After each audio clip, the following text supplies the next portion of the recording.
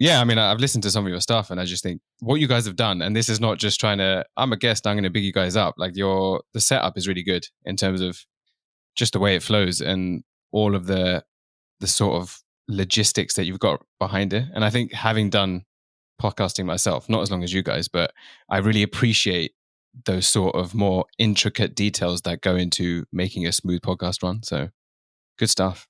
Hello, and welcome to episode 104 of The Third Wheel. I'm one of your hosts, Aaron Conway. And I'm your other host, Hamish. And today we are joined by Anand, who was a call out from Shaylee, actually, and has his own podcast too. Anand, would you like to introduce yourself? Oh, yeah, I've got a really wild background of being born in London. Then I studied in London, and then I started my working career in London. So really, really pushed the boat out there. But no, in between that, I did a year in Cardiff, and then I changed course, and then I did a couple of years in Shanghai as well, working. So there were, I did meander outside of that. Mix it up a bit. Yeah, that London tunnel. But I am now back in London. Cool, awesome. So you said you studied in Cardiff for a year, and then you came. Yeah. So what happened was, I'm not one. I've heard a few of your episodes, and some people are like, oh, from an early age, I was a radio presenter, or I knew that I wanted to do whatever it may be. I was quite happy. Name drop. For the radio presenter, it was an Irish girl. All of them like that. Yeah. But yeah, I was just quite a happy-go-lucky kid, right? And I never really thought about what do I want to do in my career. And then I really remember when I was 15, and I went to the Opticians with my mum. Really exciting. I was really, really a cool kid. And I just thought, wow, this is a cool place to work. I think my mum's optician was really nice, and they had like an outdoor area for kids to wait in. And I was like, oh, I'd love to work in a place like this. And she could sense that. I was like, this is really cool. Like, I love your job. And then she's like, oh yeah, you should do it. And I think back then there was a lot more money in it. And it was just, I think opticians were generally more excited about their job then. Yeah. So then I just got into this thing of this is what I want to do. And it was quite rare. Like most people I knew wanted to, the standard like lawyer, doctor, maybe engineers as well. Mm-hmm. And then here I am like wanting to be an optician. I've never heard anyone say they wanted to be an optician. Neither did I until I went to Cardiff. So I did the work experience in it, but I started to have, it wasn't necessarily doubts about the career, but I just realized in my A-levels, I was doing better in math and economics than I was doing in physics, which is the science A-level that I took. And then I started thinking, maybe I'm going down the wrong route. And, I actually did 2 UCAS applications and didn't know which one to choose. And then, yeah, there's a long story behind how I ended up choosing optometry.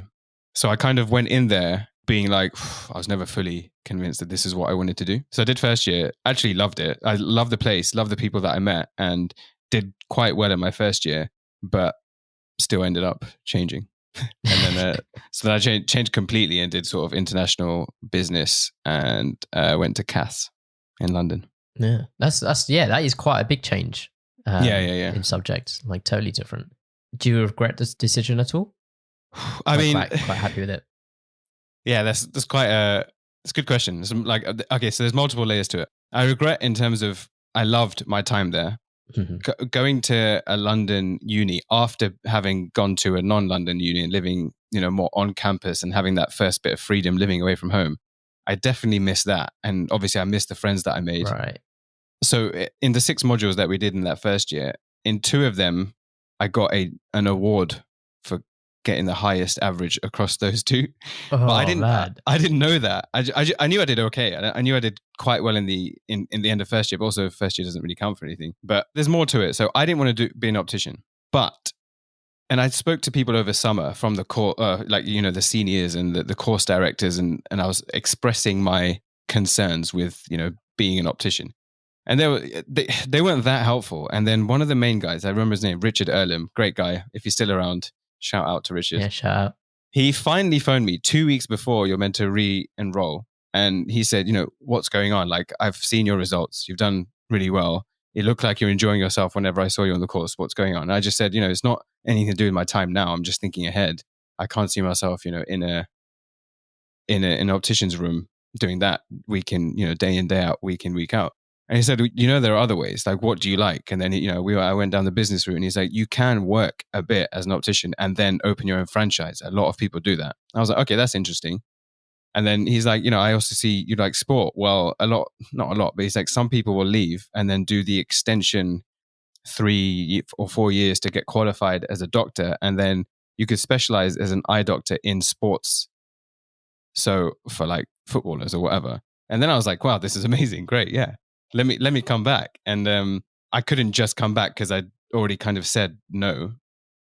Okay. And then, so he's like, okay, let me just confirm it's okay to re-enroll. And what I thought would make it okay for me to re-enroll was that some of the people who were from, Kenya and Canada, they actually hadn't even come back yet. So I was like, well, they haven't started. So surely, even if I miss a bit because of whatever it may be, I can then start and catch up. And because I'd done well, obviously, I would hope they assume that, okay, he can catch up. But they didn't want me to set a precedence that this kind of thing can be done.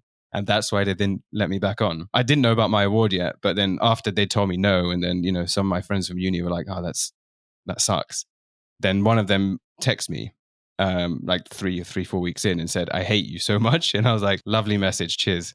Why? And then she said, well, we're in a lecture, and then they were handing out awards, and they said, and the next award is actually a joint award for 2 modules, and it's going to go to someone who isn't with us anymore. And then acting like he died. And they all knew who it was. And then my close friend called Sean was like, bring him back, because they knew I wanted to come back and they just wouldn't let me. So yeah, there was maybe a bit of regret that I didn't try and find this stuff out sooner or try and get hold of Richard sooner. I don't know. But, I guess it was fate that it was meant to align this way, and I had to change course. It's also more annoying, I guess, when they try to set an example out of you. Yeah. Did you end up with the physical award or not? Like, was it just a verbal award? I was telling someone this story the other day. So yeah, there were 2 separate awards for them. One came from like the Chartered Institute. No, that's a complete lie. I can't remember what the name was. But one award was a Waterstones voucher for like 200 quid. Great. Fair enough. 200 quid. That's quite a bit. It's not bad, right? Yeah. And the other one was a £75 check. Obviously, for me, the £75 check was more exciting because of the freedom of what you can spend it on. So I received that. Thank you. Like, I had to go in, and it's kind of this awkward moment of, hey, you're gifting me for doing well in your course, but you won't let me back on. How are things going? But I don't know what happened, but I think my wallet got stolen, or I'd lost my bag or something, and the check was in it. So I lost the check. So I had to then ring them up and say, hey, like, you can check that I haven't actually banked it in. It's gone missing. Mm-hmm. And they're like, all right, cool. And then, 2 months later, they sent me, they had another one. So I had to travel up to Cardiff, which I was planning to do anyway, to see my friends. And I went back in, and one of not the course director who had the final decision, but one of the guys the guy who had to tell me that the people above said no. He's like, how are things going? Here's your check. And Anand, this is, one of the reasons why, maybe you're not so organized or mature that you were able to lose a check. And maybe that's why you also weren't allowed back on the course. And I'm like, that is the most lateral way of thinking of trying to teach me a lesson. Just give me the check. And then I was like, okay.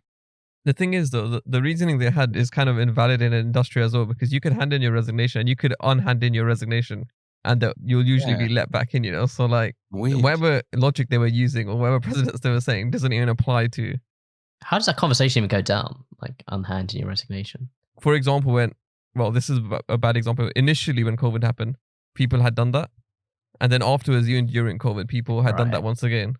Just because, I guess, they couldn't secure another place. Or the other place was like, no, all of a sudden.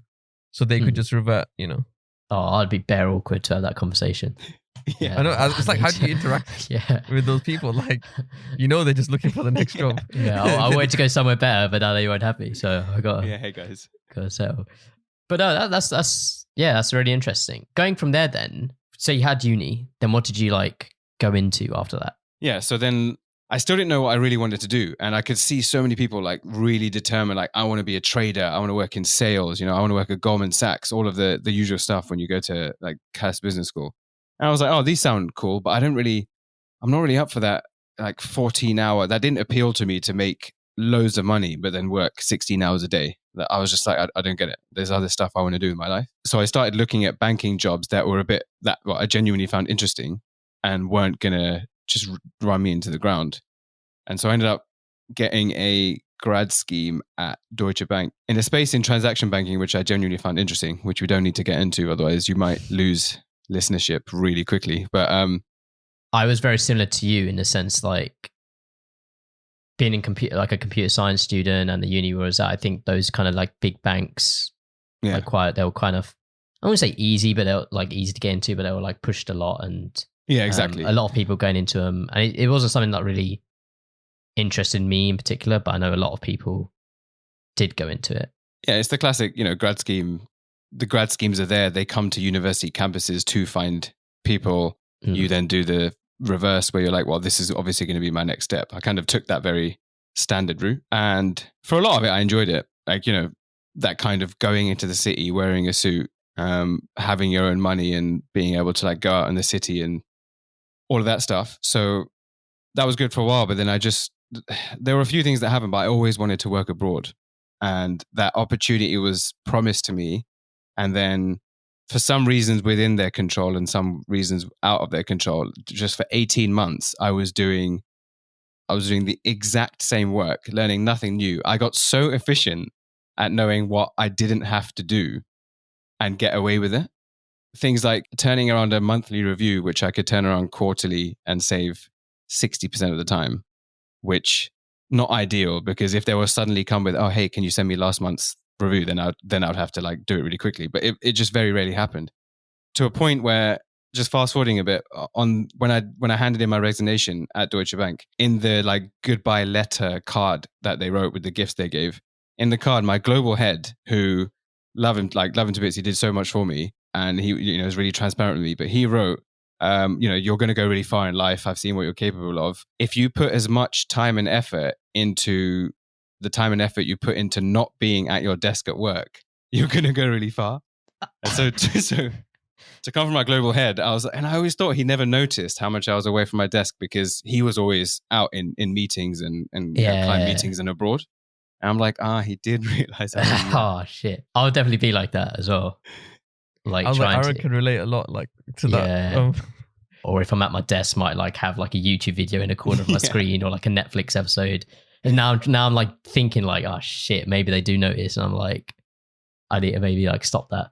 It's like when like you like have a crush on a girl or something, and then you think they don't know, but then they do know, and it's like, oh, for shit, all good. So this actually, my friend, when was he drunk? Anyway, but he just came up with this. So he thinks the hiring process is really flawed, and he was thinking about how he would replace the way that people get hired.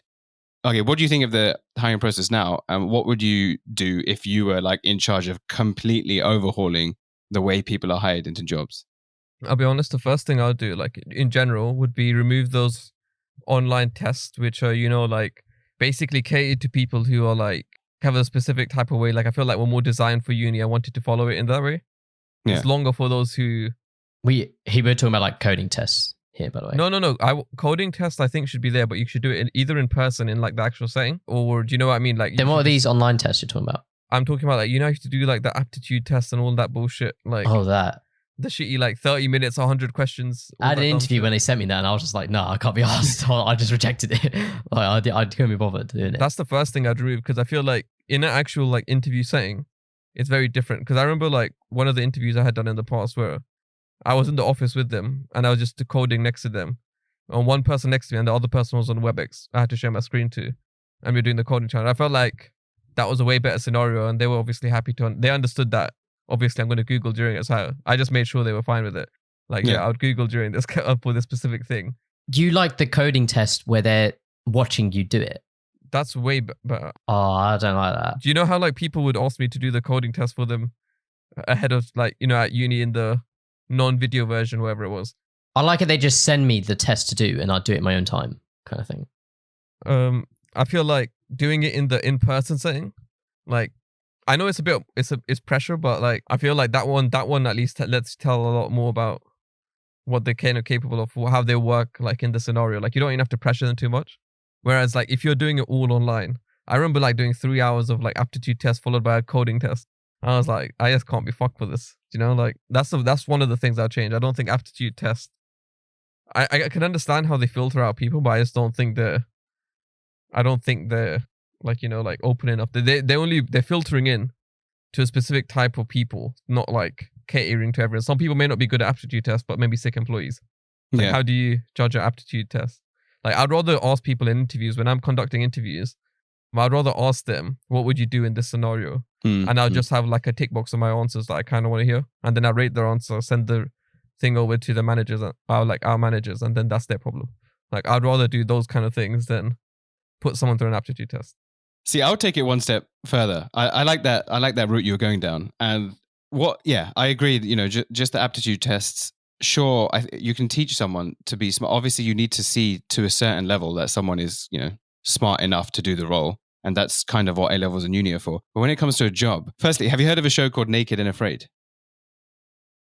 I feel like I have. Is this the Gok one or is this something else? No, so I think it's called that. I think it's called Naked That's and how Afraid. to look at naked, Hamish. Yeah. very, very different concept. So Naked and Afraid is like two people, a guy and a girl, are literally put on an island or in a, you know, the Amazonian rainforest or like a certain deserted area, quite a challenging place. And they're just kind of left there without clothes and they have to survive for 10 days or 21 days. Or I think if they advance, then it gets to 21 days. But they basically have to survive. And sometimes the conditions get really harsh, like it could rain a lot. But they're normally people who they're not just completely random people. They normally have some kind of background, like they've served in the army, or they just have a strong interest in like nature trails or wildlife or something. So you can see them talk through like, this is how if you coil the leaf in a certain way around this particular type of stick, then it's more likely to create a fire. So they kind of talk through how they create fire to then cook the food that they found and like building a shelter that's strong enough. So it's actually, I'm not even into all those like nature shows, but that's really interesting to be like, wow, this is how people's minds can work to survive in these environments, who like gives up easily. Obviously, I'm not saying put every interviewee through that, but that kind of thing where, like you're saying, you know, what would you do in this scenario? But the step I would take it to is actually putting them in certain scenarios in groups, right? So then you'd be able to see, you're more likely to see someone like, you know, this guy who just comes in late. Well, you know, if you put them in like a 1 week scenario of something where they need to get up early to commit to the rest of the team that they're going to be there and they like assign themselves a role, are they going to deliver on it? Then you really get to see how do they actually work in and make it a bit challenging. Obviously, don't throw them in a deserted area with like poisonous insects and have them naked, but just something that's really going to test their resolve and like resilience and persistence and ability to communicate with people that they don't know.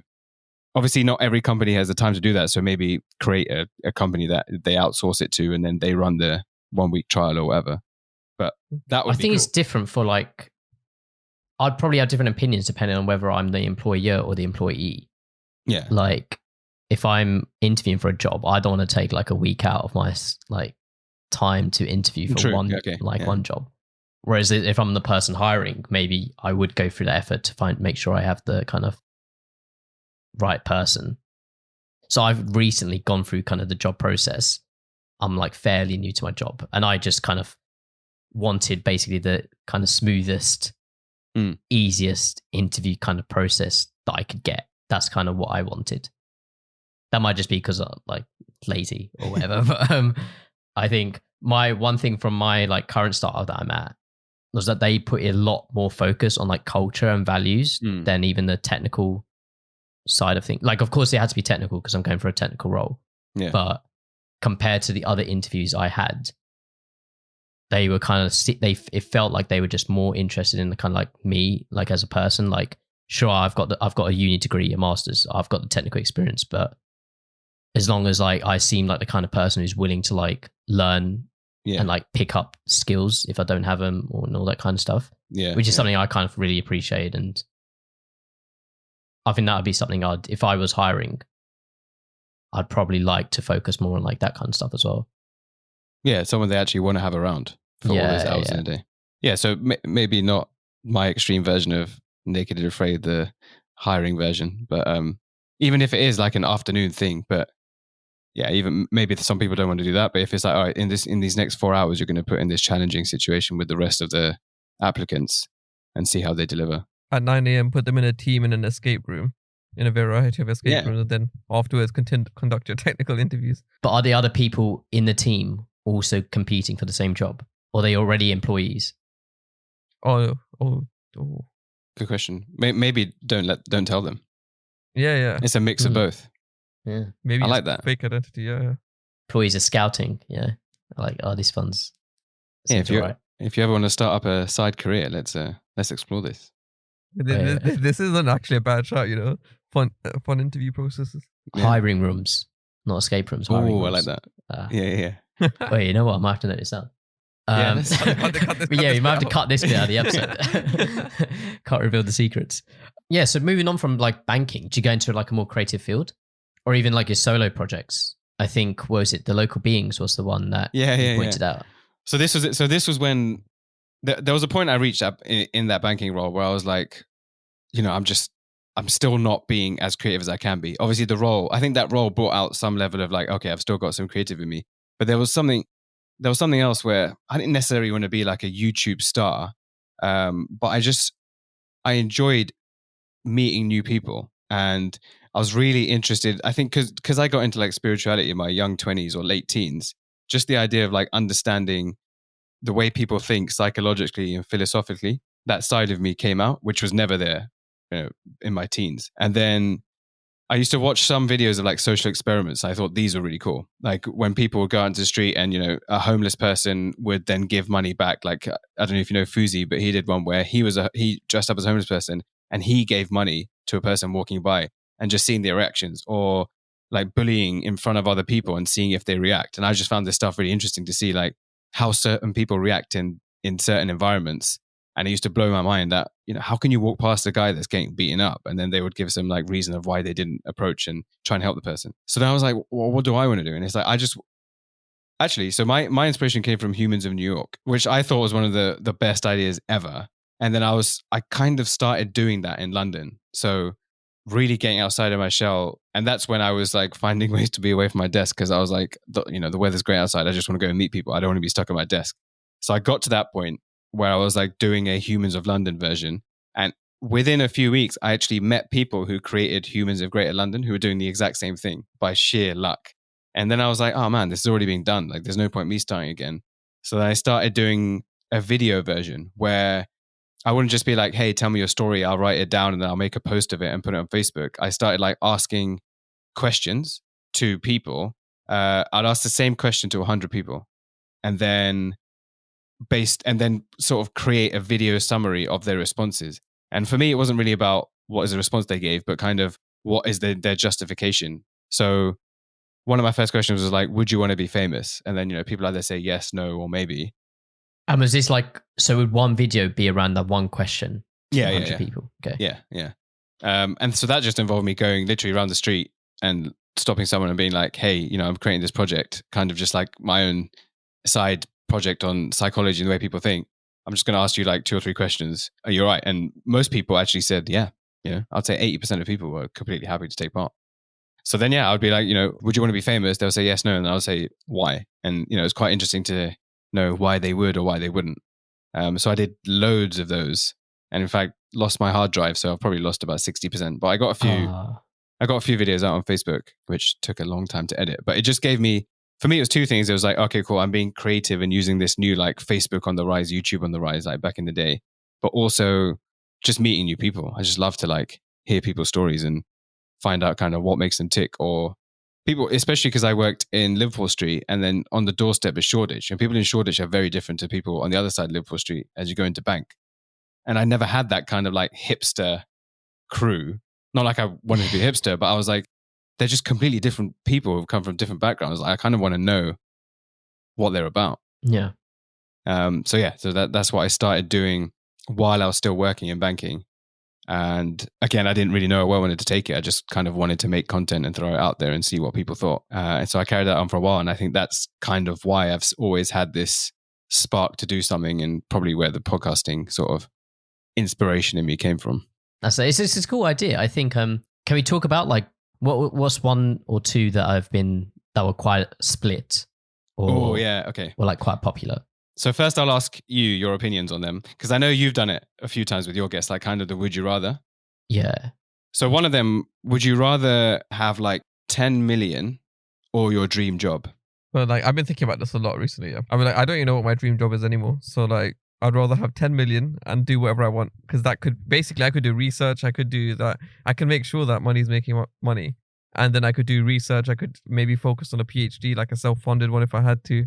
It opens up options, which I don't know, like, because for some reason I feel like maybe the newer generation stuff has kind of seeped into our generations where basically we can't stick to one thing like forever. Like the thing that we start liking, that we start doing, we can't like it and do it for like work for too long. That attention span to it is affected. Yeah. So I've been thinking like, I wanted to be nothing else but a software engineer. Like I like, develop some amazing software, do some amazing stuff. But I feel like after I got here, like, and there's other stuff I want to do, but sadly, obviously, as much as I hate to say it, there's no money in it. So like, I can't just shift to it because I got shit to pay. So it creates it's that situation. And I was just like, if I somehow, won the lottery without playing the lottery, I would love that, if that made sense. But since I don't do that, because it genuinely would be a waste of money. Like if somehow I could have 10 mil, that would be great. I was even thinking of it with like 3 mil. I was like 3 mil would be enough or something, So actually, at the time, I didn't give a number, but a lot of people would be like, well, it depends what you mean by rich, right? So I just, right now, I just kind of arbitrarily said 10. So maybe, yeah, I mean, another part of the question could be what number would make you choose money over the dream job? The number I was thinking of would be if I was given 2 mil right now, that's enough to buy a couple property and let that, seep back in anyways. And then that will allow me to slowly just basically carry on doing things with the same budget I work on right now. And then like, I wouldn't have that 9 to 5 blocker. And then I would probably be doing, I don't know how long the podcast will continue for after and so on. Yeah. But startup or whatever, like I'll probably implement a better routine that's probably better for myself physically and so on. So I'll probably focus on that. But I think 2 mil is more than efficient. And if it wasn't efficient, I'd move out of London. Do you know what I mean? But because I'm stuck, because I'm like... Yeah, from 2 mil onwards, you choose the money here. I think I'll do it at 1 mil as well. I can make it work with 1 mil. Okay. I'll take the job. Wait, so your dream job, just to clarify, Aaron, is a footballer? For Manchester United. I'm being quite specific here. But that's a dream job. You want to play alongside Ronaldo? Well, it can. Yeah, exactly. Even if it wasn't alongside Ronaldo, just, man, if the fans were chanting my name and, mate, getting emotional just thinking about it. So this is basing it on taking out the money factor that comes into being a professional footballer. So you're doing it just for the sake of being a professional footballer, because that's the dream job element, right? You wouldn't get the piece. Yeah. Yeah. Would you do your dream job for free? Would I play for Man United for free? Yeah. Am I improving?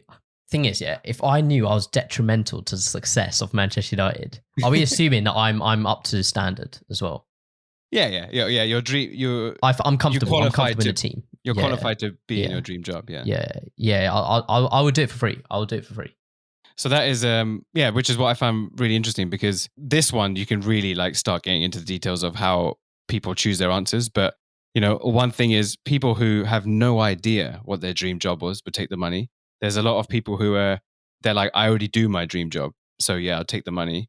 But then there's others where if that dream job is quite a very, very niche thing, which shows that, you have a certain ambition that you'd love to get towards, then they normally take the dream job. But the biggest thing I found was I always thought people who took the money are really selfish. People who took the dream job happen. Can I just clarify? There's nothing that would say I would give to charity. In this. No, exactly. No, 100%. And that's what I found out. A lot of the answers, like I said, because I'd ask why. Yeah, a lot of people said, because I want to pay off my family's like mortgage and like give to my brother and sister, blah, blah, blah, and my family. And because I really like, one thing I really want to do is be able to, build a school somewhere for like underprivileged kids. And my dream job wouldn't allow that unless my dream job was to build the schools, but I'd rather have the money to do it. And then, some left over for my family. And then I was like, whoa, yeah, that's really good. It's a really good point. If you told me I'd be a professional football player for any other team, I'd take the money. Okay. So yeah. So, I mean, your dream job is very specific to that, which is great, really. But yeah, it comes down to, do you see your job as like a means and end to a bigger purpose? Or do you see the job as one of life's purposes? That's like another sort of avenue you can kind of... What about you? Has anyone asked you the question? So me, yeah. So yeah. I guess it's kind of skewed that I can go on that approach. But I think, yeah, it definitely changed. I always wanted to know what my dream job was. And, at that time, it was very much of like anything that allows me to like meet loads of people and just be able to connect. And I think inspire. My whole thing was like, let's see. So nowadays, like any other person can call themselves like a life coach. But back, I'm talking like over 10 years ago, I really loved the idea of like being able to inspire a lot of people from something that I was genuinely offering. That's not just, it's obviously taken from maybe literature or like teachings or whatever, but where I'm delivering it in some way that's inspiring loads of people. So that's something I really wanted to do. And so I would have said dream job, but then yeah, it's tough because also there is that angle of like, well, now I want to make money to be able to leave some kind of legacy. And by legacy, I mean, I don't need it to be known by my name, but like say if it's that building a school in Uganda, because that's where my like dad grew up and I've been back there and, I'd be like love to be able to do that. I don't need in 200 years for it to be like built by Anand, but just the fact that it still exists 200 years from now and like loads of kids and teachers have gone through that and progressed somewhere in life that they otherwise wouldn't have. That's the kind of like legacy I want to live. And so there definitely is a sum of money that would allow me to do that. So I think it has changed and I would shift to the money, maybe 10 mil. I haven't actually thought about the number. Maybe even at least 5, yeah. Yeah, crunch some numbers. Yeah, exactly. Find out, calculate ways. And the other, without, spending so long on the other one, the one so this is more of a scenario and then you can quickly give your 2 views on it. So the scenario is that you have a baby, you love the baby as you hopefully naturally would. And then by the age of 3 or 4, so 4 years of dedicating your love to this baby, you actually find out that there was a mix up at the hospital. So that's not actually yours and your baby is with someone else. Oh, what do you do? So I remember asking this one and this, I couldn't actually make this video because the answers are so long. Super interesting. One of my most interesting questions. But yeah, what would you do? And you can't see both. You either, it's one or the it's other. just one or the other. Yeah. Honestly, that's my baby now, man. That's my baby. I feel like that's my kid. What's the other like parent saying? Yeah, so that question used to get asked a lot. You don't really know. They're definitely not getting abused. It's not like the other kids in a devastating situation, but you wouldn't know. You wouldn't know. If the other do the kids know that they've been swapped? Yeah, man. This is my main question. No. Okay, if they don't and they just think that they was just their biological parents, and it's fine. No, but I feel like it's gonna come out eventually. Do you know it's what I mean? one of those. Would you ever tell them? Yeah. I felt like if I adopted a child, I'll probably tell them somewhere after 18 when I think they're After 18? Like around 18, yeah. Oh, tell them sooner. Like how early can you tell them without ruining, like messing them up? Like you need to make sure they tell them straight away. I'd be like, you'd adopt a child at 1 and tell them. What do you mean? They're not going to understand it at 1, but I'll tell them as soon as they can understand. You have to base on the maturity of At 18, they'll probably be like, why didn't you tell me? Like 18, you're old enough to understand. You're a young adult. You need to make them, that also helps add to the young adult thing for them. Like you're treating them more as I would have been like, why didn't you tell me sooner? Mm. But then like everyone thinks they're all grown up sooner though. Like even we did, yeah. But ultimately like 18 is like 18's old, man. I feel like 18's a lot older than you everyone think. already assumes 18 when they're like a big man, like when they're a big man and all that. So like if you're told at 18 and you can't hack that, then no, you can obviously hack it at 18, but I feel like you should be able to hack it at like earlier than that.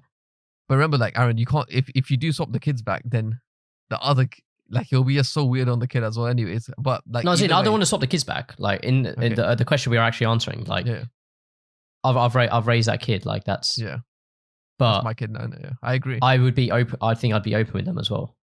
Yeah, I'm not gonna like pretend I'm their biological parent. What age would you tell them? I don't understand. I can't like literally tell you now. It depends on like but the kid. What like, age do you think you would have told yourself in that situation? I was a mature kid, man.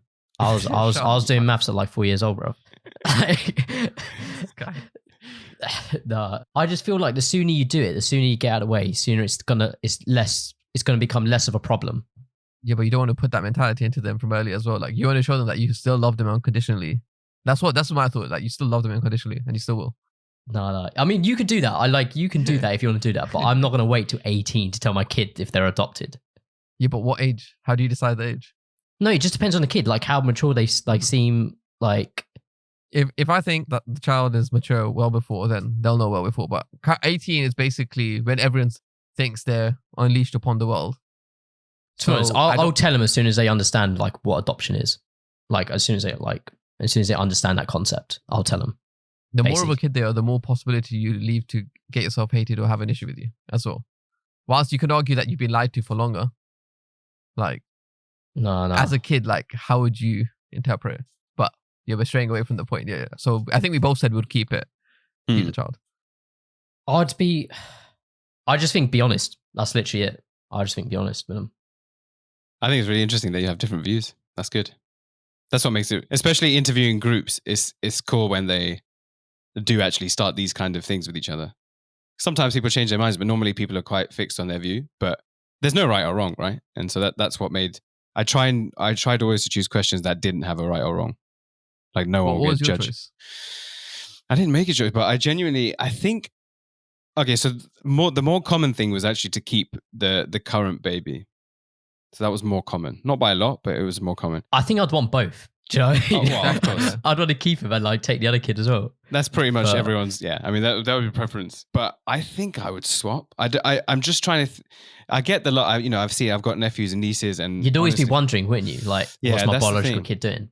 I think because I generally have that like way of thinking. I'm just trying to think that alternative will always, that's what made me leave my job and just move to China. And I think I'd have the same thing here, where it's like, well, I know that this is my actual blood child. I think it would always eat away at me. That's what I think. But what if again, they just look totally nothing like yeah, they look totally nothing like you. I would accept that it would eat away at me. It's just that if they didn't know, I couldn't just destroy both, because it would destroy probably both kids a bit, like it may or may not, but like if you swap them, yeah. At this moment in time, only maybe I don't know if the other parents know, but at this moment in time, it's only it's only in the heads of me and my partner, and I'm hoping that it's understandable that instead of destroying or causing havoc and all that, it's just kind of your burden for the kid. Well, yeah, for them, because like we may not, for us, like we'll be quite grown and we'll be quite more understanding. Do you really want to just put that upon them, especially like as they're about to go through so many hurdles in life, probably? So I don't know. I feel like it's kind of, whilst it's both like fair, to tell them, it's it would be unfair not to tell them, but it's also unfair to put them in the situation where, for example, you ask them to pick between a swap back or stay. I don't know. Like that's a. Do you not think once you're 18, you'd appreciate that you got told a lot earlier? No, but I think I'd probably understand a bit more. Like I don't know. In my case, at least, I don't think. But I don't know what age, at a younger age me, could you have told? So yeah, that one was really interesting. I like that one. No, that's a tough one. Yeah, happy for your listeners to like chip in with their views and see what they say. Yeah, these are the questions that we have to bring back to the podcast when we return. Yeah, I should have a list somewhere. I'm happy to like. We have a list as well, but they're just not as. I feel like the greatness of them died a very long time ago. Yeah, it does happen. Yeah. No, that's cool. That's some good questions though. Where can people find like those videos? Yeah, so they're still up on a Facebook page called The Local Beings. I'll send you the link, but it is basically facebook.com/The Local Beings. I remember looking at it recently and wow, I did a lot more videos than I realized. I think it's one of those things you forget how much time and effort you've put into some of it. So yeah, feel free to scroll through the more recent ones, because like I said, I spent time in China and I was learning the language. And so I started doing this in Mandarin. Obviously, with way less fluency. So they were really fluent, and some people were like, wow, you speak so well. And I'm like, trust me, there were so many people I spoke to where over 50% of what they said, I had no idea what they were saying. I just picked out enough words that I kind of knew what they were talking about. And you can now I'm telling people this, they'll notice it, but the responses I give are very, very, I can't generate as much conversation because I can't think that quick enough in that language, because I only got to like intermediate level. Yeah. But it was enough where they're like, oh, I get what this guy's asking me. I'm going to respond back. And then I needed some help to like fully translate it all. But yeah, there's some in Chinese there. That's cool. That's cool. Yeah, we'll put links to that in the description. But another project that you've been working on, and that's kind of how you know each other, because like that's how Shaylee came on the podcast, and that's how you like connected with Shaylee, is the podcast you're currently running. Yeah. And it's the Journey Onwards podcast. Indeed. Can you tell us like a bit about that? Like what's the whole like concept, and when did you start it? Good question. So yeah, if anyone's heard the episode with Shaylee, we connected because we had a similar, or I did have a very similar purpose to her. But mine's gone through a lot of evolutions. I started, actually, what year are we in? Yeah, this year. So Jan 2021. And really it began because it was an idea inspired of my friend who also similar background, from London, but have parents from East Africa. He interviewed them just mainly about their life. So what was it like growing up in Africa? How come you had to leave? How did you end up in London? How did you meet your partner? What was the adjustment like? So I was like, that's just really cool because I have like such interesting aunts and uncles who are really fun to speak to, where, you know, I don't feel like, oh, I'm a junior and they're a senior and I have to like go there and like bug it, like, you know, like bow down at their feet and then sit there all nicely. Like I have quite good back and forth with them. So I was like, I want to know about their whole life, especially growing up there. Because by this point, like I said, I'd been to Uganda at the end of 2017. So then, yeah, I just reached out to them last Christmas and I was like, you know, I want to do this project, especially during lockdown, like families are separated. And I think this would be a great way to kind of, for me to get to know you better, but for me to kind of give a gift back to like the future generations. Because the biggest thing they were missing was like not seeing their grandkids and nephews and nieces during these years. So it's like, well, because you can't create memories with them like that, let me get your story and then share it with them when they're at age when they can understand and listen to it. And then obviously it can get passed on through generations. And that's really was the basis of it. So I spoke to them about, yeah, you know, some of them were born in Kenya, some of them were born in Uganda. They grew up there. They're talking about being Indians in East Africa and what that was like. And, you know, how much did they integrate with the local Africans? How much did they integrate with other cultures? And then the whole Idi Amin sort of political shift that happened in the early 70s, where they were told, you know, in 90 days they had to leave, right? And that was a big thing where when I would say that, yeah, I'm from London and my parents are from East Africa, but I'm Indian background. In London, that's quite common. But anywhere else, they're like, whoa, what? Doesn't make sense. And then it becomes such a fascinating talking point of them trying to understand how Indians end up in East Africa, how East African Indians end up in the UK. So getting this story was, really, it was just a great way for me to kind of fill this time in lockdown and be able to give something back. Like I say, you know, I kind of want to leave this kind of legacy idea. And even this is my little piece of the family legacy carrying on. So that's how it began. And I thought it was going to end there. But as I talk to people about it, like I'm kind of talking to you, some people coming up like, this is such a great idea. I want to share my story. And back then I was like, wow, there are no other like immigrant journey podcasts out there. So I started speaking to these, you know, random people. And I've heard, you know, in your previous episodes, you talk about how podcasting really helps build a network. I've met some ridiculously cool people who have crazy immigrant stories, like leaving Ukraine at the age of 8, going from America to Japan like 30 years ago. And then I was just like, wow, I love hearing these stories, and it just kind of carried on from there. And that's what Shaylee kind of, you know, does as well. But what's changed now, as I said, you know, it was aligned, but now something that I realized, and like I say, it just kind of naturally evolved. I was like, I don't really know what my brand is in this, because I used to kind of listen to other podcast experts on their position, like what they say about becoming a podcaster and sticking to it.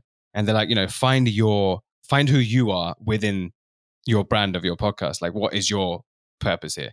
And I was like, I don't really know, because I'm asking these people about their immigrant stories. And sure, you know, they give good feedback. Like I ask great questions, but I can't really share that much because I haven't really had an immigrant story. But then what I did realize is, for me, I'm the kid of immigrants. So like, you know, I'm this like third culture kid where I went to school in London, but my home environment had like that influence of Indian and African culture. And I realized like 7 out of 10 of my friends also had that. So that's really what my brand is. And that's what I actually want to bring out, like get people the chance to talk about what their family story was, like talk about that to me, but then also what influence that had on their upbringing, in the culture they were raised in the values that they carry, and like the purpose and the passions that they have now. So that's what I speak about now on the show. Yeah, my mum's the same, where she was born in Uganda. Nice. And then moved over, her family moved over because of the Idi Amin thing. Yeah. I remember like, so I grew up in like a small town in Essex, and I was like the only brown kid in my school and everything. And but like my dad was like born in India, but my mom was born in Africa, but they're both Indian. And it was just like a really hard story to explain.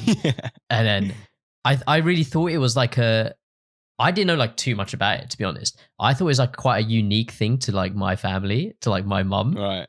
And then I remember going like to uni, and then other like computer science, like meeting a lot more like Indian people, and just going to uni and meeting like a lot more Indian people.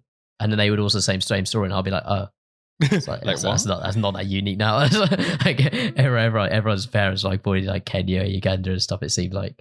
But that's cool. That's funny. I mean, but when you leave the UK, like it's really not that. Yeah, some places are like if you go to Canada, but otherwise it's still just a part of history that's not really known to so many people. No, that's really cool because like we started the pod, so like we're also like talking to like a new person kind of each episode.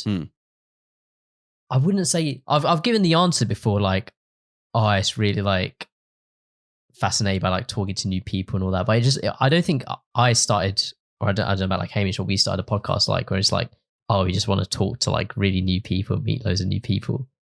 I know, yeah. I was just going to say, I get your point because I think that's something I realized in that kind of journey as I went on. So like season 1, I did my family. Season 2, I did other immigrant stories. And I was like, it is really interesting, all these people that I'm meeting to, but it's quite impersonal that they're just someone that I've connected with in some way. And I'm asking them about their journey and I'm really intrigued by it. And then that's it. But what I found out, because what can I relate to? Stuff about what it was like to grow up in a certain culture. But now I kind of like you, I connect with people that's more of a warm.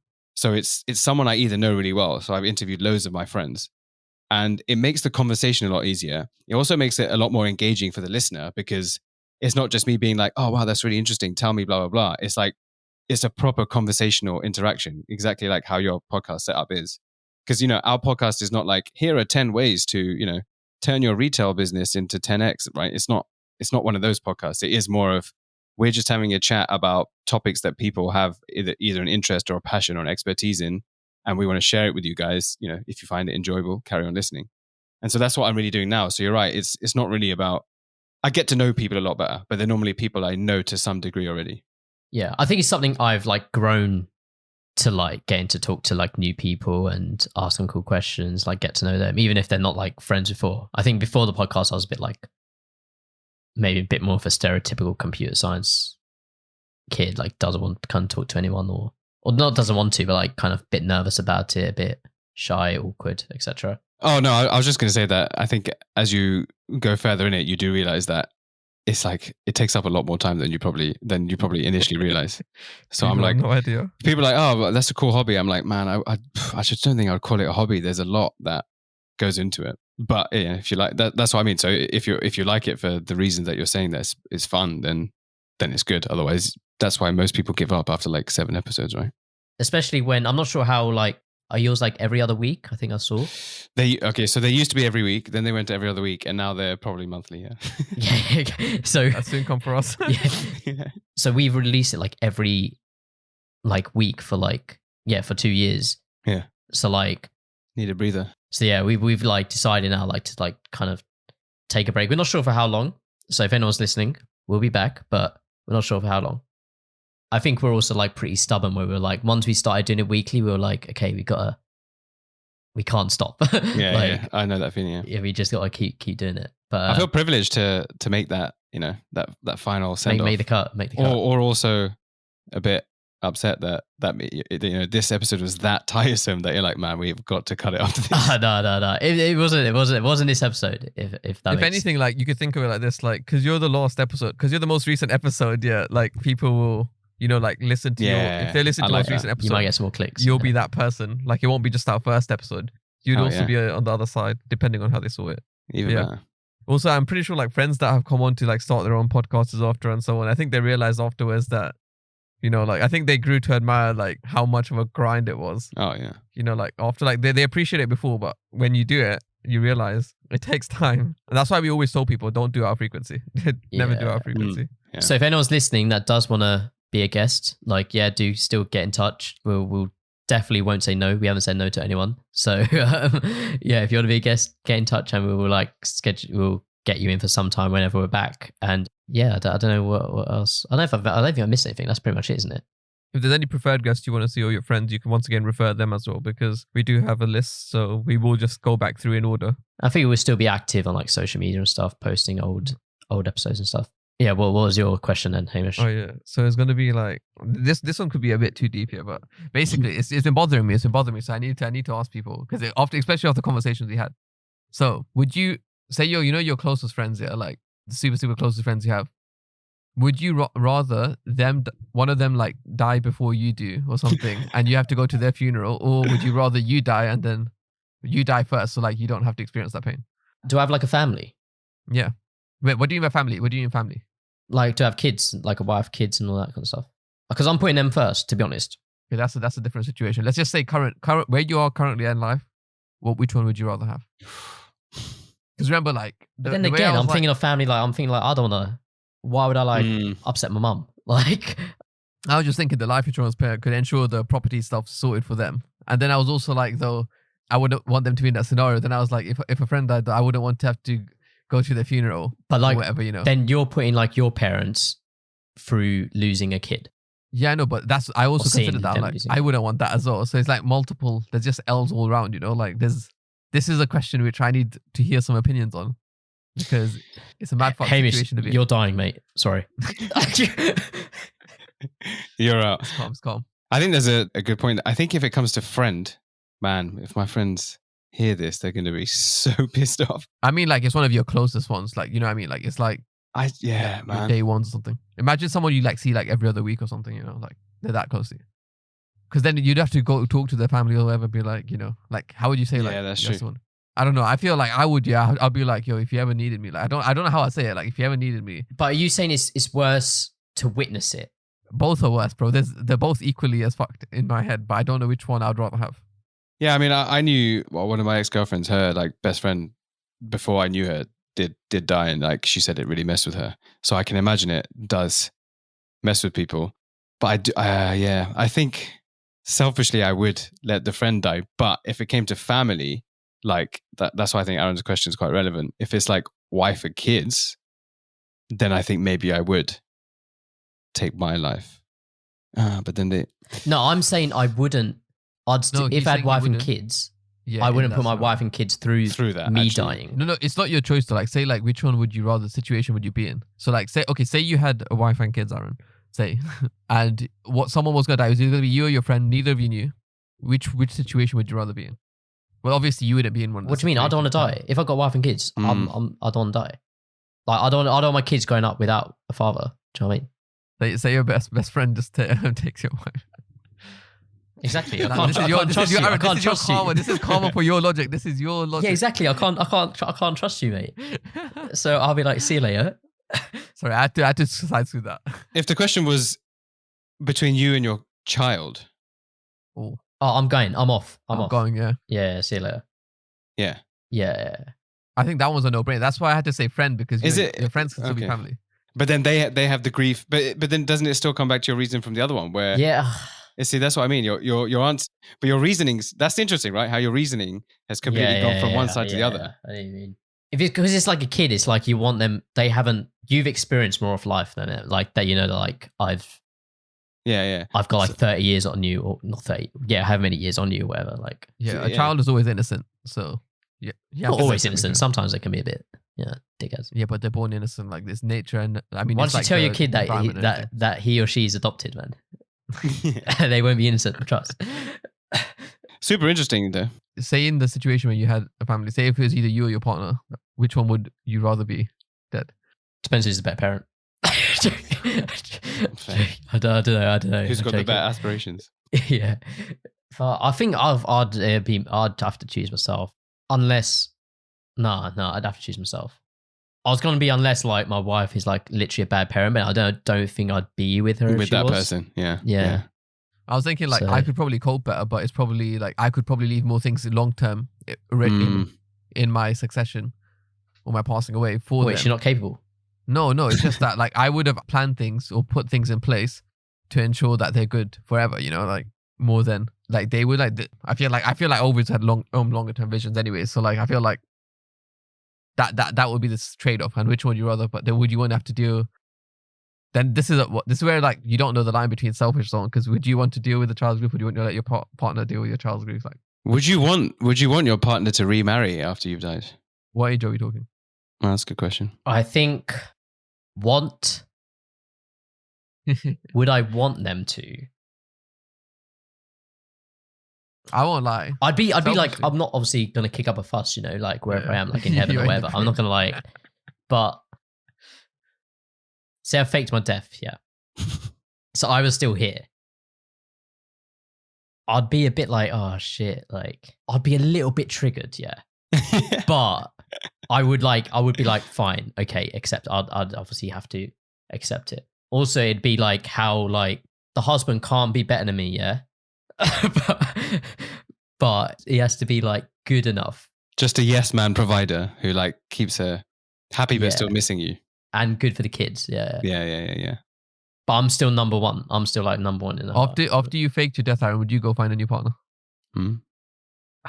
The thing is, I'm too much. Because you can't go back for your own safety. So what? Too much of a romantic. Like I'd feel like I'd still be around. Do you know what I mean?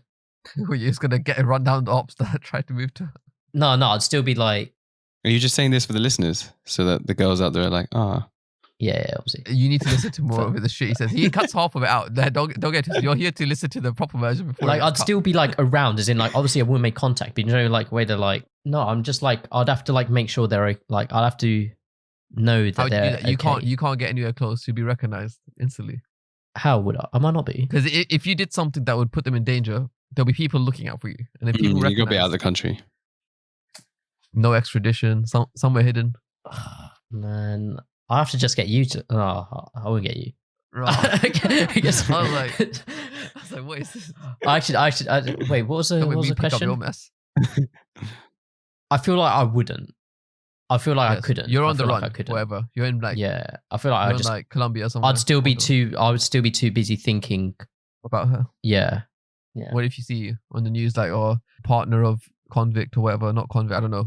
What is it? What is the criminal called when they're on the run? Fugitive Aaron Conway gets remarried on the news in big headlines because you're that notorious for some reason. But there's this TV show, where it's called Manifest, and there's a family. They get split up at the airport because like their plane got delayed, so like half the family's getting this plane, and one family's like waiting back.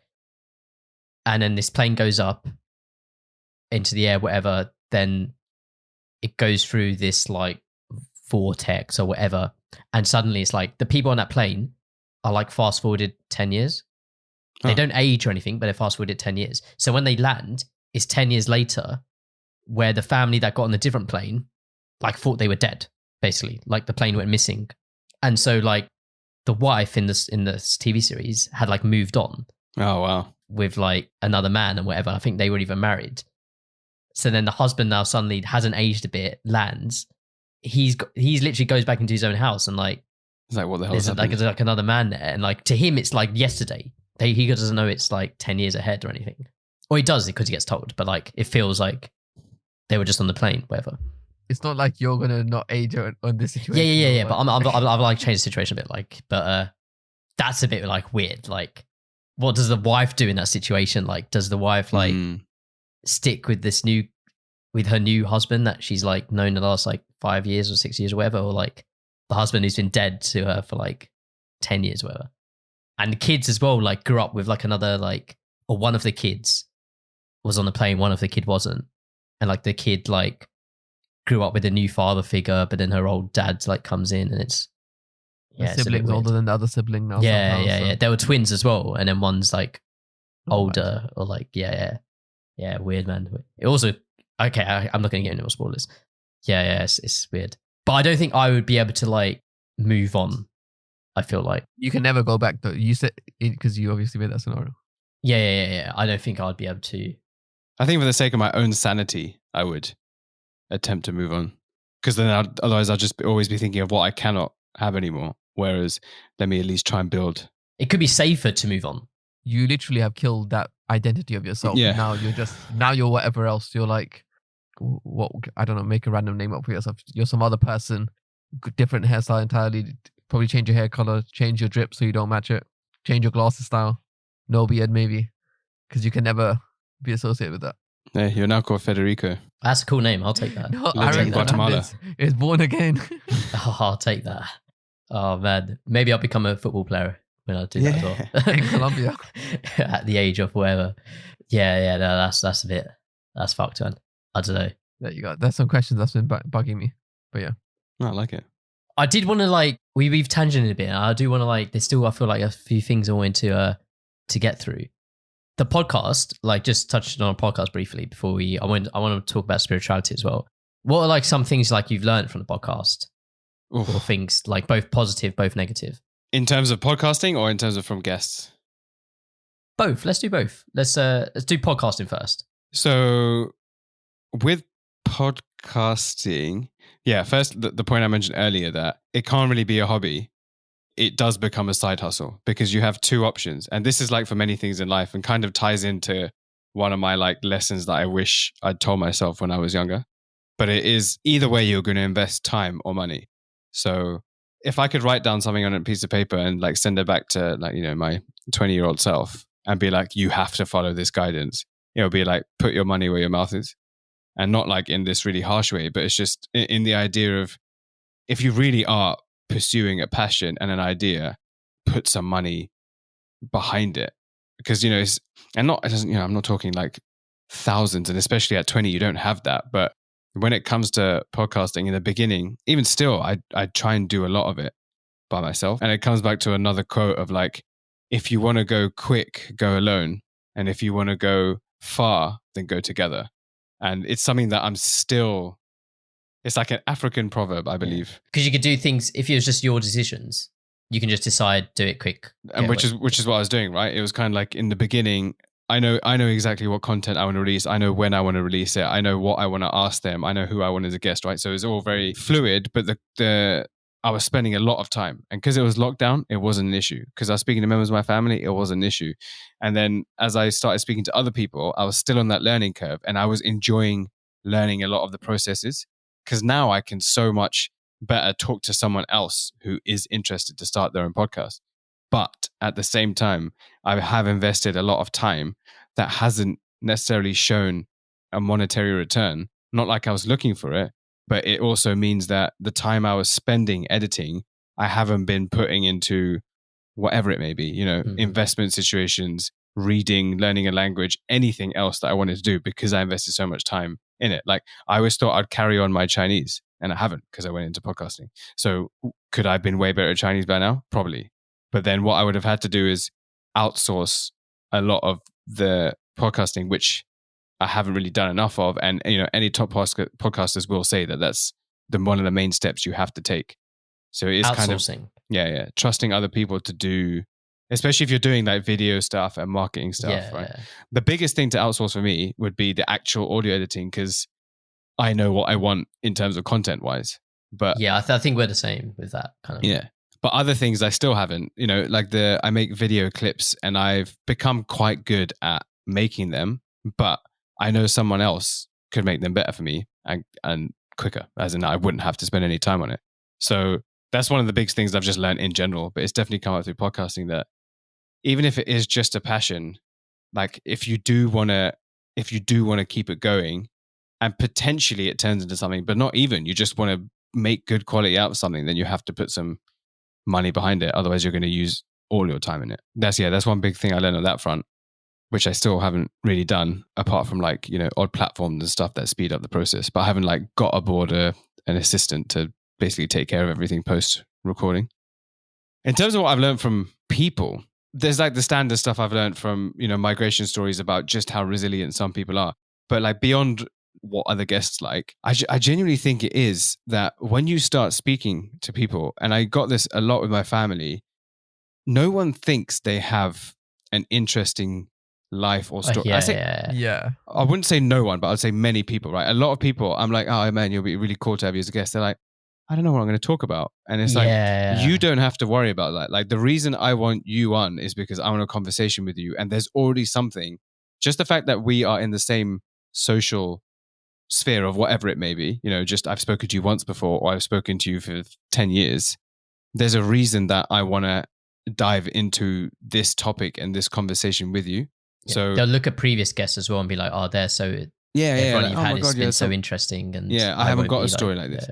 But then it's like there's two things, which one side of it is, firstly, they always have something interesting to talk, because they just have something that they care about. As soon as you have something to care about, you talk about it very like subjectively, very passionately. And then if someone wants to listen, they can. If someone gets bored of what you're saying, they can turn it off. It doesn't really matter, right? It gives you a chance to do it. But also, especially in the podcast I'm doing, it's really, because I'm getting, and then you've done it with me as well. What's your inspiration? Tell me your background story. It's something about tell me about XYZ point in your life and why. And then when you put people in that position to have to start from chronologically as far back as they can and work forward, I've seen people through an episode suddenly be like, wow, I never thought about like why I do what I do, or why I think the way I do, or why I am with who I am because of my background. Or I will then feedback what my view of what they said is, and they're like, wow, I've never thought about it in that way. So for podcasting, yeah, beyond all the technicals, what I've really learned from it is it's not just a chance for me to release interesting content for listeners, but it really has made the guests be like, damn, well, I've never even thought about my own life in that way. That's nice as well to hear back when you're like interviewing them or speaking to them. Oh, yeah.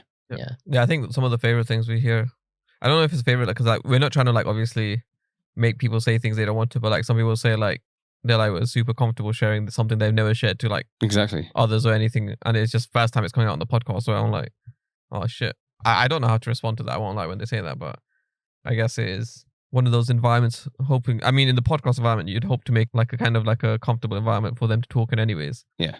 Which once you pass that hurdle, like 20 minutes in or something, hopefully it just becomes good. Yeah, there's something, even though they know it's getting thrown out to a huge audience, there's just something very disarming about a podcast where people do feel, oh, I've really wanted to get this off my chest, and now I can, right? Yeah, for sure. Because you don't know what apart from the host, who you hopefully feel comfortable with already, you don't know what response or reaction the listeners are going to give, because you're not on stage telling that story and seeing people's reaction. You're just putting it out there, getting it off your chest, feeling good about it, and then the listener has their own view. So it's taken away that pressure of most people. That's what most people are scared of. Most people are scared of being vulnerable or taking risks because they're worried about what other people will think. They're scared of being uncomfortable. Like they're scared of, approaching a girl or going into a new job or whatever.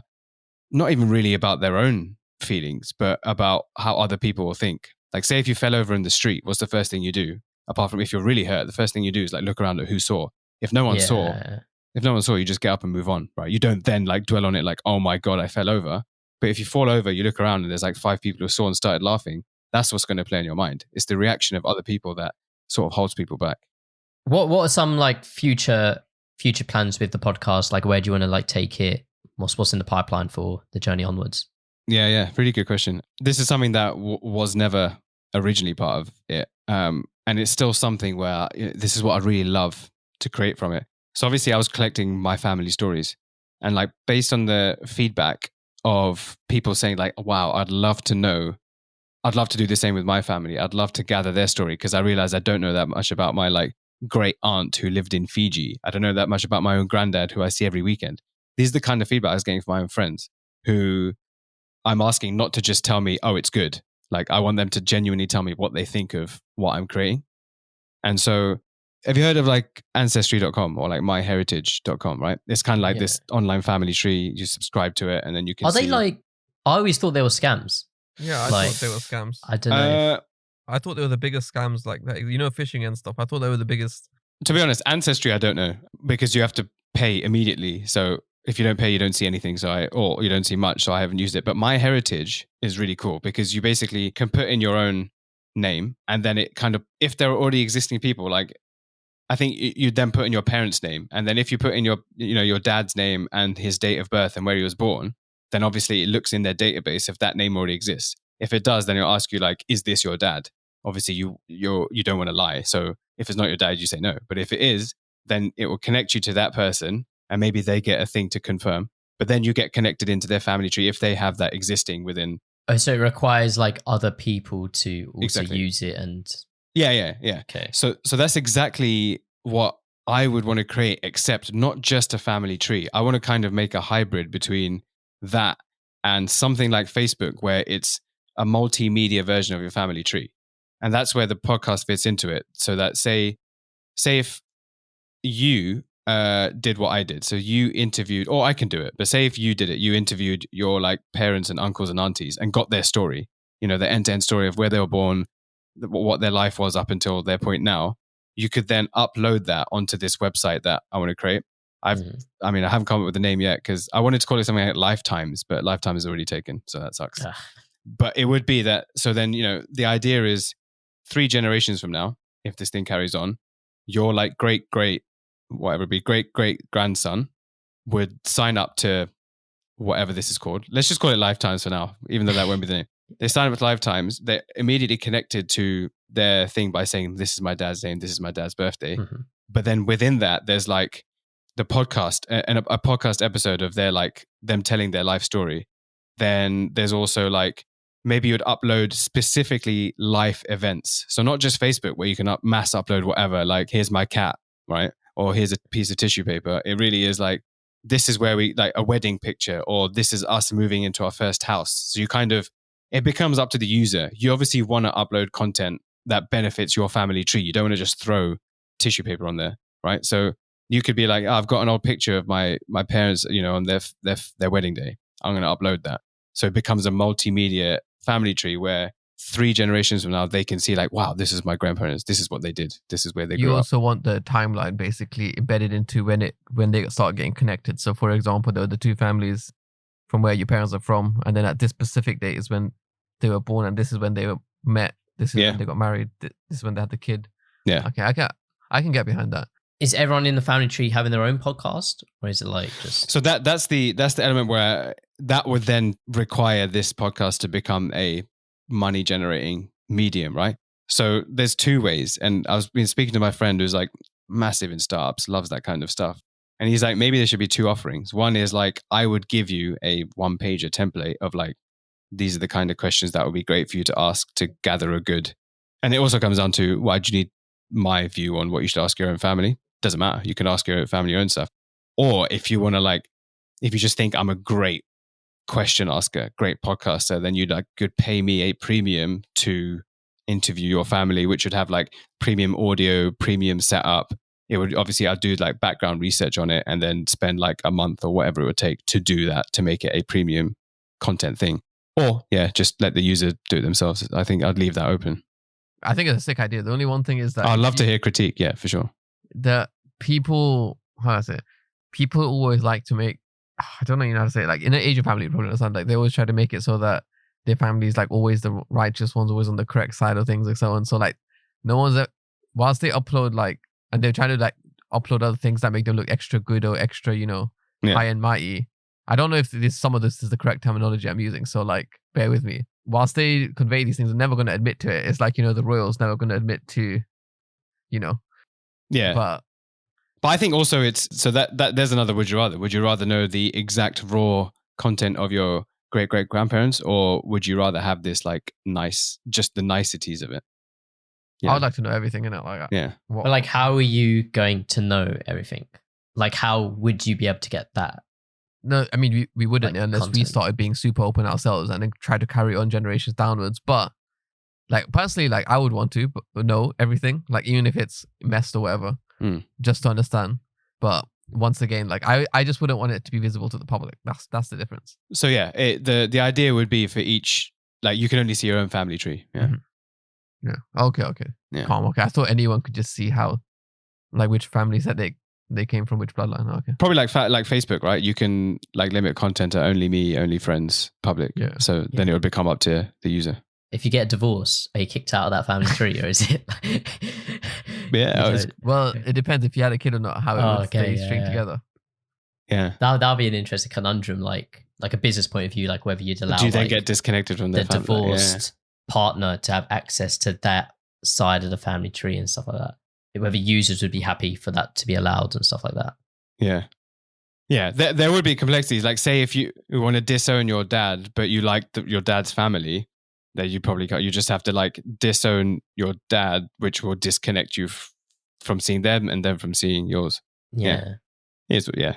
I think the family trees, I know there's like, there's definitely like people in my family that I know I see them like making family trees online sometimes, or like posting in the group chat like a family tree they made on like Word or something. Yeah, no, it is something I think as you get older as well, like you still have to get more and more like appreciative and curious about that all kind of stuff. I think it's a cool idea for sure. Yeah, people like it just gets lost, right? Like we're in a generation where there's media, right? So it can live on. Our parents didn't really have that until later on. So people have books and stuff, but they get worn away. So I think this is a great way to kind of make use of even if we can't find out about like great grandparents or whatever, like we have the facilities now to like make sure our like great grandchildren can. This is why, Aaron, if you remember from many episodes ago, I like the idea of if I could just upload the useful memories or whatever, like useful intelligence onto like a kind of AI that they can just use, like something they can speak to, or like just press commands in and access this memory. What was this like part of the history, whether it's like the history kind of memory or whatever artifact, like that's why I would want it to like just be uploaded digitally and left for the use of just the family. And then probably in the future, imagine like they can travel back in time, they can go back and then they can start with consent, obviously, putting everyone's timeline of things, so you could actually find out enough, as accurate as it can be. But once again, that's technology for you. Fair. But no, that's really cool. It'll be interesting to see. Like, we'll have to keep tabs on it and see what happens. Yeah, hopefully it does build out, and then I'll let you guys be like test beta users. Yeah, we actually have something we'll get to in a moment. Like, we have a call out where we nominate like someone for you to like nominate someone else to come on the podcast. So when you're like saying it, and there's like a podcast extension thing, like when you're interviewing like one member of the family, they could like easily kind of like nominate like their kids or their like parents, and then to like kind of continue the kind of I love that call out idea. Yeah, because it is almost like our podcast, I feel like, has become a bit of a network where people have like Shaylee nominated you, and Shaylee was nominated by her boyfriend Akil, and then Akil I don't think was nominated. I think we just like messaged him. There's lots of people who've been like nominated, and it's kind of spiraled out. It's like his own little family tree. Yeah, we might have to build like third little family tree. Yeah. Aaron, should we have one made for the event? There might be some incest in it though, so I don't know. But we'll have to check on that. Yeah, there were other stuff we wanted to get to, but I think we're kind of running out of time. But it's been great. It's been really like cool change. Happy to do another one day as well. Yeah, really cool one for us to like pause on as well, I think, for like people to check out. So what we do is we end off each episode with like some final questions, a call out, and a shout out. So the final questions, first one I got for you is, who would be your dream podcast guest? You guys, obviously. Yeah. So that one's in. That's confirmed. But apart from that, I think, so when I was doing that kind of phase 2 of my podcast, where I was collecting immigrant stories of people, I did a couple of solo episodes to test it out, where I was like researching famous immigrant stories. So there's 3 people who I think would be awesome. So one would be Francis Ngannou, who I did like a solo episode on, but his like journey from Cameroon to like almost dying 5 times to get out of Cameroon, and then now becoming, like one of the biggest names in UFC. His story is incredible. He's a beast, but I've heard him on podcasts and he just sounds like the nicest guy. So I'd love to like dive into what it was like to grow up in Cameroon, that whole journey. The other one would be Alphonso Davies by Munich, who also has like a really interesting background story, and he just seems like a great guy. And then Obama.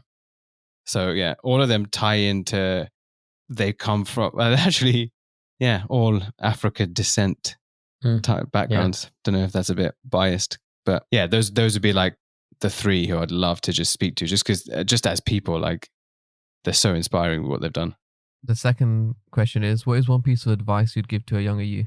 You are not as great as you think. And the reason I've phrased it so controversially is, and it is really for me to tell myself, and not like I thought I had a huge ego and all that, but just the idea of like, when I did the Local Beings, right? I've done some other projects. Even when I started the podcast, I didn't want to outsource and get other people involved because I was so fixed on the way I did it. And it's like, yeah, but no one's going to, like, I need to do it for a year or 2 so someone can see how I want it, and then they can understand what I want to do.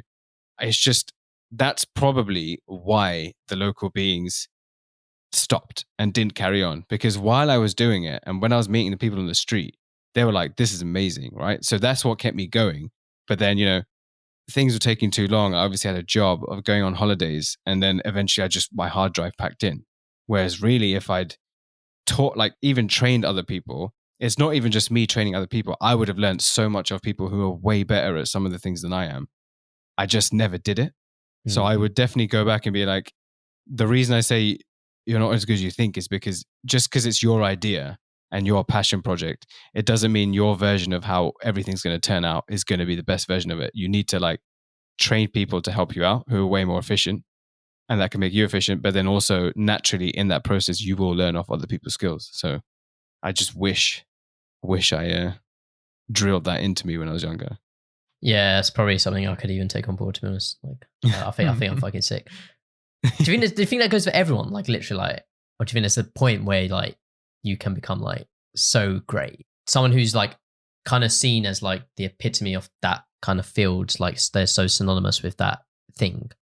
Yeah, I mean, then like a Ronaldo in football, Michael Jordan in basketball, like. But if you look at so there's a really good book called A More Beautiful Question, and it talks about, I think that's the book called. Let's go with that. A More Beautiful Question, and it talks about how important question is, like asking questions is compared to knowing the answer, and they relate it to coaching. It's like even Serena Williams has a coach, even Jordan had like an agent and a coach, even Ronaldo still trains, right? No one ever reaches a point where there's more to learn, and it's who their coaches are not better than them. Right? Their coaches are not better than them at what they do, but their coaches push them in the right way or ask them questions to get them to be better. So I think it's always important to have that kind of figure who is just the best at asking the questions or making you do the right thing to make you even better at something that you're better than them at. They probably actually think that as well, like to be so great and to continue being so great, they probably do think like, no, I need to be better. Yeah. So they don't consider them privately anyway, they might not consider them the greatest, but publicly they might be like, oh yeah, I'm the best or whatever. Yeah, but it is like once you think you're an expert at something, that's when you stop growing, right? And so and then I got this off Jay. So I mean, some Jay Shetty, some people call him the epitome of what he does, right? He's kind of like in that that self-development, and like in his podcast, he says that exact thing of the worst thing you can do is not have sort of a team that you can learn off, and also someone who guides you. Like he obviously has like a spiritual guru. So I know that's a whole other topic, but it's just the idea of, so going back to, I don't think there ever is a point where there's not something you can gain off having someone else involved. No, that's a good piece of advice, I think. Last question. So this is actually a question that we ask every guest, the same one, whether you have one or not. What has been your most memorable third wheeling experience? The thing is, I feel like there definitely are way more moments than I can remember. But one was when I must have been like 16 or 17. And I went to a boys' school. And so I didn't have a girl crew until probably I was like 17. And even that was because my friend, again, Jay, talking about him, but he started going out with this girl. And wait, your friend's Jay Shetty? Yeah, my school friend, yeah. Wait, so I thought you were referencing. Oh, yeah. Well, because we never got into why I got into spirituality, but that was because of him. But we were best friends at school, yeah. Fuck, the clickbait was there. Yeah, go continue. Sorry. I'm not sure. For that to come out 2 hours in, it's also something I don't like unnecessarily bringing his name up, because I hear so many people do it. I do a lot with Alex Wobie, and I like sat next to him in class. I never spoke to him after that, but nice. I still mention it now and then. No, my friend loves him. But yeah, so he was my best friend since I was like 15. But so he started going out with this girl, and then because I used to hang around with him, he's like, oh, but I'd met his girlfriend's friends once before, or like maybe twice before, at a birthday that we got invited to, and that's when he was still like seeing her, like in the process of getting to know her. So I just went along because I was like, hey, I'm cool. I'm hanging around with people that are not from my school, and there's like girls involved. I just feel cool. Not like I was fancied any of them, just, I'm just not hanging around with boys for a change. And I remember going to town, got along with them really well, but basically he went off with her and I'm hanging around with people I'd never met before. And then I got to know them, so it was cool. So then a few weeks later, they're like, oh yeah, they really liked you. They really enjoyed hanging around with you. I'm going to go to the cinema with her, and they might be coming, so come along. And then so I went, and it was like there were a few new people. They obviously went to college together, so they had personal jokes and vibe with each other. And I was like still this outsider that they'd met once. And I was like, I can't remember what film was out. Maybe something like Spider-Man or some like superhero movies, which I thought we were going to go and see. I didn't get told this because I probably turned up late or something. Whoever made the decision, and Jay obviously decided not to have any influence in it. Somehow they decided to go and watch Brokeback Mountain. Brokeback Mountain. What's that? Do you know Hatred Brokeback always. Mountain? Do you remember Brokeback Mountain? It had Heath Ledger and the other guy, and they were basically they were like gay, right? So there's quite a lot of I don't know if it was controversial at the time, but there was a lot of like gay scenes in it. I think for the time it's like kind of like It was like now obviously you see it everywhere. like now but it didn't show that kind of stuff. yeah, exactly. But there it's like, because they're fully making out. But the thing is, it was kind of like, I didn't know until we got into the cinema. I just had my tickets bought for me. And then they kind of the friends all sat together, but I obviously was going because I was going with Jay. So I'm sitting next to them two, who are too busy like being all cuddly, watching Brokeback Mountain with no intention of watching that film. And I just always remember that moment of they would try and not be too, but they were so like cuddly with each other. But then every now and then, like Jay would lean over and try and like involve me and like not involve me in the moment, but involve me in a conversation. Right? That's quite nice, though, I think. Well, like, not make you feel like. But I mean, I was obviously already as like a 17-year-old boy, just like, why have I come to watch this film? Yeah, This is already uncomfortable, and then I have these two next to me, being very uncomfortable, and it was just a very, very uncomfortable like hour and a half of my life. So it wasn't like the most. It didn't scar me, but from what I will always remember that, and I always bring it up with him time to time. Like, I'll never forget when you did that to me. Yeah, that's crazy. I'm still recovering from like you just being like Jay. But that's cool. Do you still like keep in contact much? Yeah. Is it weird like having a friend who's like? It's a good question. So because he's so I've stayed with him in when he was in. No, he was already in LA. I stayed with him in LA, but when I hang around with him, the great thing is he's no different when he speaks to me and the way he is. Obviously, over time, the amount of he really lives by what he says. So one of the key things he says, which I think is also an important lesson to learn, is like, don't give your time to someone, give your energy, right? So it's kind of like, give someone 20 minutes of your 100% energy rather than be like, oh, hey, I need your help for an hour, and be like, yeah, sure. But you're also like on your phone or listening to something else, right? Don't give 50% of your time for an hour, give 100% of your time for 20 minutes, and that's better.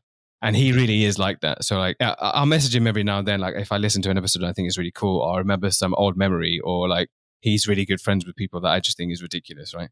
Like I listen to Shawn Mendes' music, and he just has like Shawn Mendes doing a shout out, like my good friend Jay. And I'm like, I think Shawn Mendes is so underrated. He's so good. So good. And so, then I'll message him about it. And he's like, yeah, he's such a nice guy. I'm like, well, I'm sure he is. The fact that you could just say that. But over time, he will always respond, but the answers get shorter. And it's like, I get it. This guy's busy. But if I get like a video call with him, it's like I've got him for that whole, we'll speak for like 2 hours, and it will be like uninterrupted until he probably has something to do. So in that way, it's like, I just know if I really, really need him, or if we've agreed on a catch up and he doesn't end up having something that eats that time slot, then I know I've got like that guy that I knew back then. So no, it's not. You'd kill him if it was your life and his life. Yeah, that's the friend. Like, you'd be like, yeah, fuck off. 100%. One question, like I've been like considering, like if I had. So having like a podcast where you're having guests on, and if I had like a friend or like a family member who was like mega famous or whatever, would you feel like awkward like asking them, do you a favor, like promote the podcast, come on as a podcast guest, like all that kind of stuff? Like it's something I've also like, if I had like someone close to me like that. So he was actually a big inspiration behind me carrying it on, because we spoke, and I was like, yeah, I'm doing these stories with my parents, and he's like, that's really cool. And he's like, you should really go down this immigrant route, because being an immigrant in the US is cool. Whereas in the UK, I feel like it gets a bit of a bad connotation, where he's like, nah, man, he's like, the people, especially in like California, they're different in the way they think, but they're like, we got the immigrant hustle. And like in that way, they see that as a proud thing of why they actually work harder. They're more resilient. So I wanted to bring that. He's like, you should play on that and bring that idea on your podcast. Like, immigrant perspectives and immigrant hustle and immigrant mentality is cool. So that's what has carried it on. He obviously has like, technically he's got an immigrant story, right? Moving to the US and doing what he did. I wouldn't ever ask him unless I was fully like, because he's a big deal, right? And it's like, it's hard for me to say that because I don't, it's hard for me to process that. I've only started processing that as like people who are also big deals call him a big deal. And then I'm like, oh, wow, he actually is. So I wouldn't just be like, oh yeah, like do me a favor. I'll be like, this is set up to the best that I've got it. And this is why I'd want you on. Like, even though he is, I'd hope he still considered me one of his best mates, still one of my best mates, right? If it's just for me to be able to get my name out there, like I've interviewed him on my show, what's the point? Because it's like huge. I'd want it to be like, this is why I want you on, and this is what it's going to create. So say if it is like for the launch of this Lifetime's platform, then I've got something like substantial. It's like, Jay, this is what I see me building for the next 10 years, and you could help me if you also believe in it, get it out there. Then I'll do it. I wouldn't just do it. Yeah, because you don't want them thinking that you're just asking them just for the sake of it. And that's not what I see him as, right? Like, I barely ever ask him like, what did you and Will Smith speak about or something like that? I wouldn't. We just talk about the same old rubbish that we used to talk about, and obviously spirituality, because that's what he got me into. So, good question though. Yeah. The next section is a call out or a nomination. So you can nominate one or many people to hopefully be a guest on in the future. Who would you like to nominate? Actually, two people. So firstly is a girl called Fiorenza, who I actually know through work, but she is based in Italy, but super, super. I've never met anyone who's so versed in like literature.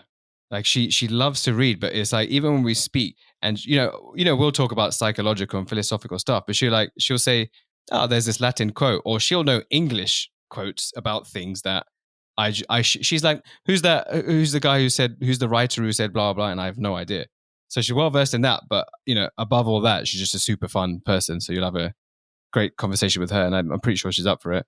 The second is a guy he goes by the name Dot, and I did an episode with him on my show. So he's a guy I've known for a while through a friend that I knew at uni, but he's equally my friend now.